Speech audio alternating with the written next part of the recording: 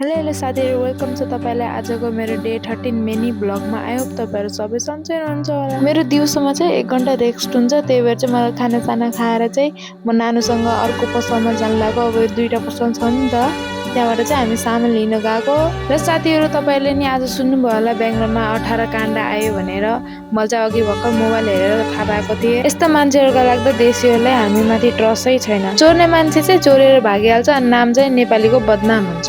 So साथीहरू, हामी चाहिँ अर्कोको ठाउँमा होइन कमाउन आएको सबैलाई थाहा नै छ। कस्तो हिम्मत हो कि तिनीहरूको यत्रो पैसा लगेर चाहिँ नेपाल जान। यस्ता मान्छेलाई त समात्नु नै पर्छ हौ। यिनीहरूको लाग्दा हामीहरूको इमेज पनि खराब भयो नि त। अब कति नै अरूको कुरा गर्नु हो। त्यसपछि मैले आफ्नो काम गर्न थालेँ। र साथीहरू, मलाई चाहिँ कामबाट आउँदाखेरि भोक लागेको थियो, त्यही भएर चाहिँ मैले म्यागी बनाएर खाएँ। त्यसपछि म खाना बनाउन थालेँ र हाम्रो राजमा नि बोइल भइसकेको थियो। अनि मैले साइडमा भात र अनि राजमा फ्राई हानेर राखेको थिएँ। र त्यसपछि हामी यता साइडमा मम्मी, म अनि मेरो नानी चाहिँ हामी खुर्सानी खुसाउन लाग्यौँ। र थ्याङ्क यू सो मच साथीहरू, तपाईँले यहाँसम्म हेरिदिनु भएकोमा। आजको लागि यति नै। अब चाहिँ नेक्स्ट भिडियोमा भेटौँला। अहिलेको लागि चाहिँ बाई बाई।